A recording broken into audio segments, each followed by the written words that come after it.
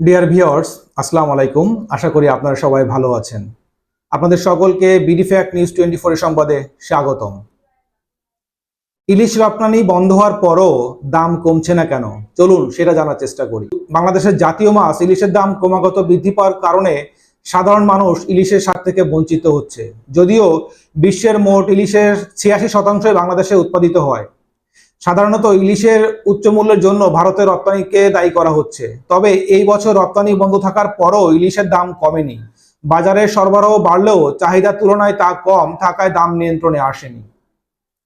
ইলিশ ধরতে গভীর সমুদ্রে ট্রলার পাঠানোর জন্য উচ্চ খরচ, জ্বালানি, জেলেদের বেতন, খাবার এবং ট্রলারের নির্মাণ ও রক্ষণাবেক্ষণের ব্যয় ইলিশের দাম বাড়ার পিছনে বড় কারণ মনে করছেন অনেকে।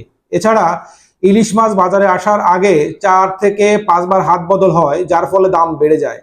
ব্যবসায়ীদের সিন্ডিকেট ও কৃত্রিম সংকট তৈরি করে ইলিশের দাম উঁচু রাখার প্রবণতাও রয়েছে। বাজার মনিটরিং এবং সিন্ডিকেট ভাঙা হলে ইলিশের দাম কমে আসার সম্ভাবনা রয়েছে। বন্ধুগণ, যে মাছ আমাদের দেশে বিনা খরচে উৎপাদিত হচ্ছে সেই মাছ আমাদের দেশের জনগণই খেতে পারছে না। তো এটার আসলে প্রয়োজনীয় ব্যবস্থা গ্রহণ করবেন আমাদের অন্তর্বর্তীকালীন সরকার। আমাদের সকলের আশা তার প্রতি এটা। তো আশা করি এই সমস্যার দ্রুতই সমাধান করবেন তিনি এবং বাংলাদেশের সাধারণ জনগণ ইলিশের স্বাদ ভোগ করতে পারবেন। তো বন্ধুগণ, আজকে এ পর্যন্তই। ভালো থাকবেন সবাই। টিল দেন, আল্লাহ হাফেজ।